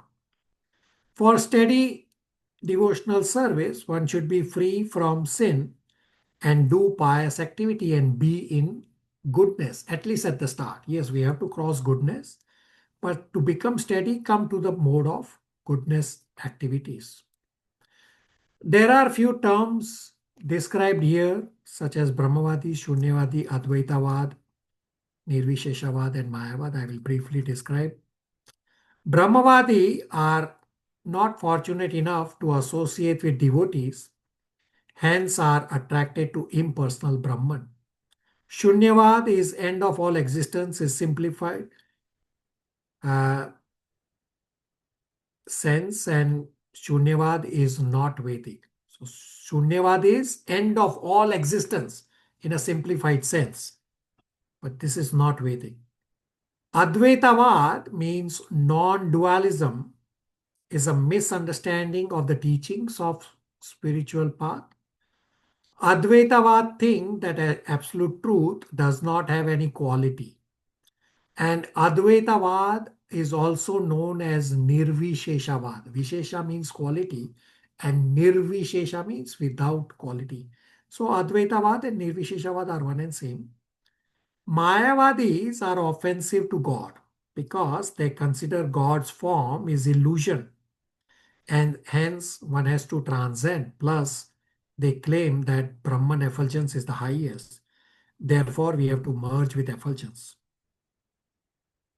The last point in chapter 7 described is about future and destiny. Future is not a pre-existing territory in which we enter. Rather, Krishna knows the future in the sense that Krishna knows our inclinations, plus Krishna knows all the options and results of all the permutation combinations of options. Krishna's knowledge of the future is like our knowledge of the past. It is knowledge without any capability to change it. God can change future, but he chooses not to change because he respects the system he has created. Destiny is like the weather forecast that none of us can change. You can put on a jacket or not on a snow day is up to us. If you go without jacket, you will freeze. So we have to use our free will properly. Situations that we encounter in our life are determined by our destiny. But actions we choose in those situations are up to us. Destiny does not choose our actions. Rather, we have to use our free will properly and choose appropriately. That's a quick summary of chapter 7. Any questions, comments, realizations?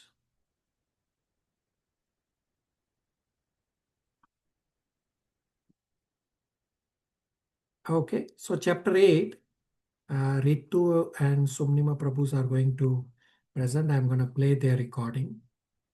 Let's hear from Ritu.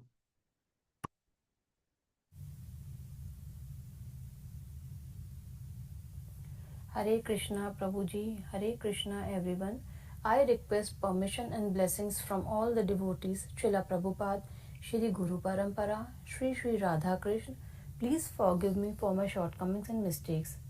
In the first 8 verses of chapter 8, attaining the supreme of the Bhagavad Gita, Lord Krishna teaches Arjun how our consciousness at the time of death decides our next destination. Arjun first asks, what is Brahman? What is karma? What happens at death?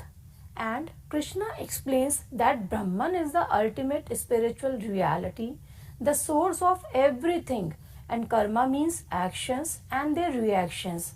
Whatever we do comes back to us, like planting a seed and later getting the matching fruit. Then Arjuna wants to know, how can a person know and reach the absolute truth at the time of death, when we cannot see anything and naturally have doubts? Krishna's answer is very direct in 8.5. Antakale cha mameva smaran muktva kalevaram yah prayati samadbhavam yati nastatra sanshayah. Whatever we remember at the moment of death, that we will attain in our next life. And if we remember Krishna, we will go to him without doubt.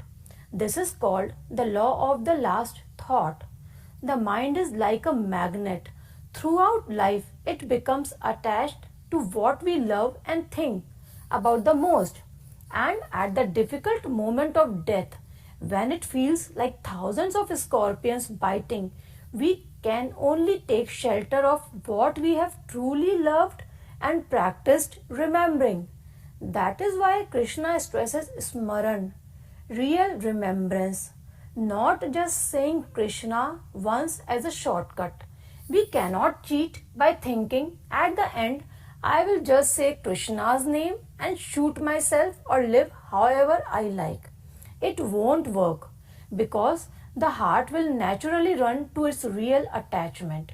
The scriptures give the example of Bharat Maharaj, a great devotee who renounced his kingdom and lived in the forest, but became overly attached to a baby deer.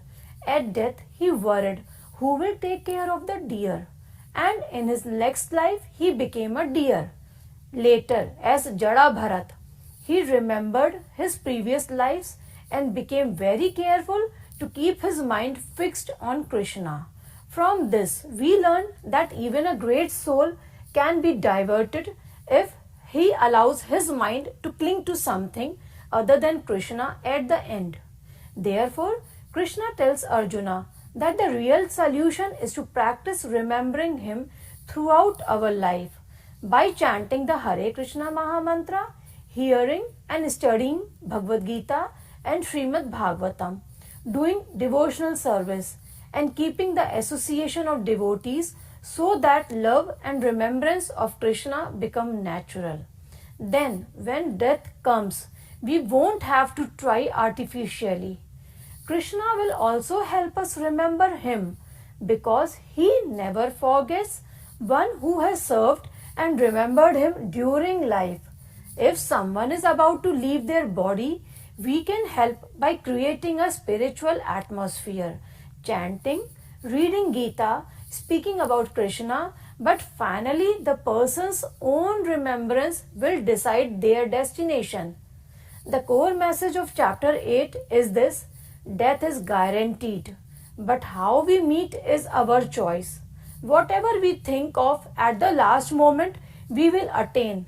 So from today, let us train the mind to think of Krishna, so that at the final moment we can truly attain the Supreme Lord. Please forgive me for my shortcomings. Thank you, Prabhuji, for engaging me in devotional service. Hare Krishna. Very good. Let's hear from Sumnima. Sumnima also has the visual that I have on the screen. Hare Krishna, seeking the permissions and blessings of all devotees, Srila Prabhupada and Sri Sri Radha Krishna to be able to speak on Bhagavad Gita chapter 8. Chapter 8 explains how our consciousness at the time of death determines our destination. Krishna describes different modes of remembrance and shows why pure devotion, bhakti, is the most effective, easy, and direct path to return to him. So, from text 9 to 13, Krishna explains how to remember the Supreme Lord through Yoga Mishra Bhakti, devotion mixed with yoga. In this process, remembrance is achieved through intense effort and control, a steady body, a focused mind, regulated breath, and exact timing at the moment of death. Krishna presents this process to show that remembrance is possible, but is also setting up a comparison. This method depends on perfect external conditions and extreme discipline at the most difficult moment of life, where pain is described as being equivalent to thousands of scorpions biting at once. So, in text 14:15, he explains instead of trying to force remembrance at the final moment, devotees cultivate remembrance as a way of living. Their minds are already trained not through breath control but through affection, service, and attachment to Krishna. So, in text 14:15, Krishna explains remembrance by Shuddha Bhakti, presenting a simpler and higher process. For one who always remembers Krishna with devotion, Krishna says that he is easy to attain. This is Shuddha Bhakti, remembrance through loving service, not some mechanical control. So there is no need to manage breath, posture, or timing. Because remembrance is practiced throughout life, it naturally comes at the time of death. So now we may theoretically understand that Bhakti Yoga is easier process to fix mind on Krishna and remembering him. But how do we get the actual impetus, the drive to fix our mind on him? To give us that motivation, Krishna asks us to think about the result of fixing our mind on him compared to the result of letting the mind dwell on material things. He reminds us that the entire material universe is a place of misery. Whether we are on this earth, in the heavens, or on all the highest planet of Brahmaloka, or even the lower region, all the places are of misery because they are temporary and subject to birth and death. Compared to this miserable material world, Krishna describes his own abode. The spiritual world is eternal and completely free from miseries. Once a soul attends Krishna's abode, they never have to return to this miserable material world again. So, Krishna describes two paths after death, one leading to attaining him and one leading back to material existence.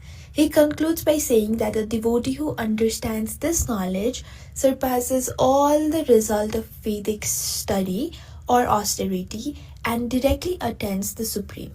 A bhakta does not depend on time, place, or external conditions. Bhakti guarantees that Krishna remembers us at the time of our death. So, in conclusion, except for chapter 8, the Bhagavad Gita teaches us how to live as a soul. Chapter 8 teaches us how to leave this body properly. The proper way to die is to remember Krishna, and best way to remember Krishna at the time of death is to remember him through bhakti throughout our life so that he remembers us at our final moment. Hare Krishna. Super excellent. Any questions, comments, realizations for the presenters?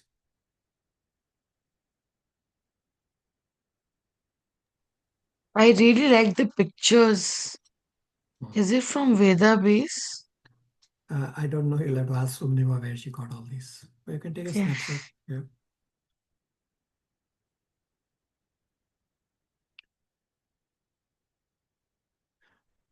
Yes, you are all correct that Ritu and Sumnima have already summarized chapter 8 very, very nicely. I will also quickly summarize. Will largely be a repeat of what they have already summarized.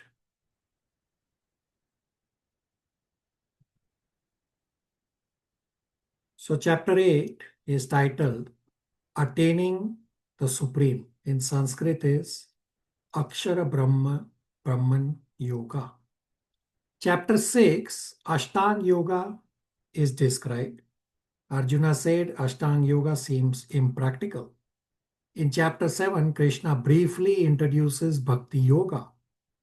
In chapter 8, by comparison of Ashtanga Yoga and Bhakti Yoga paths, Krishna explains that Bhakti Yoga is easier way to fix mind on Krishna, both at the time of death as well as during one's lifetime. The essence of chapter 8 is that remember Krishna at the time of death to attain Krishna's nature. The second is remembering Krishna by Bhakti Yoga is easier than compared to Ashtanga Yoga. The third essence is serve Krishna and Krishna's devotees, chant Hare Krishna throughout your life so that Krishna remembers you at the time of your death. Bhagavad Gita, all chapters except chapter 8 show us how to live in this world. Chapter 8 shows us how to die when one has to die. Many have the misconception that to die in sleep is peaceful, but death in sleep is in the mode of ignorance, and from chapter 14 discussion, one will attain lower planets and lower species if one dies in sleep. So it's not ideal because the person is not conscious of their thoughts when they are sleeping. The default thought would be of sense gratification. Therefore, one will take birth again, most likely in lower species. The proper way to die is to remember Krishna at the moment of death so as to attain Krishna's nature. Krishna explains this in Bhagavad Gita 8.5. Antakale cha mam eva smaran muktva kalevaram ya prayati sa madbhavam ya iti nasti atra samshaya. The second line, smaran muktva, is important. That to remember Krishna, then we will attain Krishna. Otherwise, we will attain whatever else one remembers at the time of death. Now, Smaran Muktva is key, and it does not say Kirtan Muktva. If one is tired of life, one cannot put a gun to his own head and shout Krishna while shooting himself and expect to go back to Krishna. No, one cannot cheat Krishna this way. Therefore, it is Smaran, remembrance. Even if one may say Krishna at the moment of death forcefully, but he won't be able to remember Krishna if he has not developed the attachment to Krishna throughout his life. Therefore, Acharyas have said, because death is very difficult, like 1,000 scorpions biting at the same time, for Acharya said, don't worry about trying to remember Krishna at the time of death. Rather, remember Krishna throughout your lifetime so that Krishna will remember you at the time of your death. And of course, Krishna will also help you remember Krishna. Now, how to remember Krishna in practice? Srila Prabhupada's instruction is, for all of us, is Bhagavad Gita 8.7. How one should live in this world. Now, 8.7 is again not a key memorization verse, but a very important verse. Tasmat sarveshu kaleshu mamanusmaram yuddhacha mai arpita manobuddhi mam evashyasi asamshaya.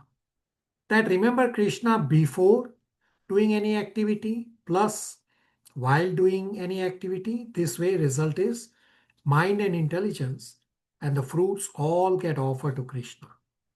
Bhagavad Gita 8.7 is pre-action meditation, while earlier in 3.30 we have discussed the post-action offering, where one does activity first without remembering Krishna and then offers results to Krishna. But come to 8.7, to remember Krishna before, during, and after doing your activities in the material world. Krishna responds to Arjuna's inquiries on the various items. What is Brahman? Brahman is indestructible, transcendental, living entity. It's called Brahman. What is Adhyatma? Is eternal nature or the spiritual nature of the soul is called Adhyatma or self. So the spiritual nature of the soul is to serve Krishna. What is Karma? Action pertaining to development of material bodies of living entities is called karma or fruitive activities. What is Adibhutam? Physical material manifestation is constantly changing, is called Adibhutam. What is Adidevam? Universal form of the Lord, the Virat Roop, which includes all the demigods, like those of sun, moon, also, is called Adidevam. Krishna describes Ashtanga Yogi has to leave the body at a precise time so as to not return to this material world. In contrast, in Bhakti Yoga, all one has to do is to remember Krishna. Bhakti Yoga is easier compared to other yoga paths. Devotees know the auspicious and inauspicious times of departure, but for devotees, these auspicious, inauspicious times do not matter because devotee is doing Bhakti Yoga. Krishna takes care of the devotee. Krishna ensures devotee reaches him. Krishna does a comparison of material and spiritual world to serve as an impetus for fixing mind on Krishna, because the highest to the lowest planets in material world are places of misery plus are temporary. Krishna's supreme abode is eternal, is attained only by pure devotional service. That's a quick summary of chapter 8. Questions, comments, realizations?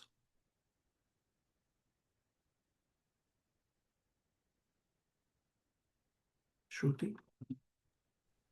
Prabhuji, I have a question. So during this chapter 7, there was an example given about Ajamil, right? Like how he was sinful, but when during the time of his death, he remembered his son's name Narayana. So Vishnu Dutas had to fight with Yamadutas. But I find it little contradictory, like how it explains that we cannot just take the name at the end and cheat Krishna. Yeah. How did Ajamil get liberated? Yeah, very good. Very good inquiry. Very good listening with rapt attention. The class recording. So this is the teaching from the Ajamil pastime. This is described in Srimad Bhagavatam, Canto 6. So Ajamil's son's name is Narayan, but Ajamil did not call Lord Narayan. Ajamil, in fear of death, he called his son Narayan. So Ajamil was a devotee, but in association of bad association, he left all his spiritual path and became sinful and got attached to a female as well. So the learning from the Ajamil pastime is that the holy name is so powerful that even if someone takes the holy name without even knowing that he is calling the holy name, but the power of the holy name is so powerful that even when Ajamil called Narayan his son, still the Vishnu Dutas came to rescue him from the Yamadutas. Why Yamadutas? Because Ajamil was sinful, therefore Yamadutas came to take him, and Vishnu Duta says, no, he called Narayan, you cannot take him. He is going to not be punished by you. Now do understand that Ajamil did not get liberated right there. So there's a book titled A Second Chance. So Shruti and everybody, next time you go to the temple, you meet Mansi and Monarch at the book table and grab the book The Second Chance. It's on Ajamil. So Ajamil was given a second chance, that yes, he died, but he was given a second chance, as like he was given the rebirth right there in that same life. He didn't quit the body. And he was told, okay, now go back and fix your sadhana and go back to your spiritual path. Or afterwards, he got liberation. Shruti, everybody? Thank you, Prabhuji. Just wanted to clear that. Yeah, very good. point. Yeah, very good. Yeah, that's very good.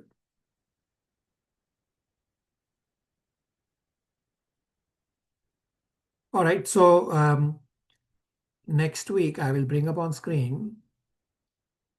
We will aim to revise chapter 9. Abhishek and Priyadarshini Prabhus will revise. And chapter 10, the whole chapter, Priyadarshini is going to revise. We're going to hear a lot from Priyadarshini. So rest of you who have done the presentations, you can start choosing your next presentation and fix whatever you need to fix. I mean, for this batch, you all are all amazing presenters. I haven't really had any feedback to give you, except for some of you to manage the time. I haven't been telling any one of you that fix your time, but you can try to do your next presentation within the time slots that are allotted, or fix whatever other things that you think you wanted to fix. So there are these open slots highlighted in green on the Google document. Many have chosen. So you please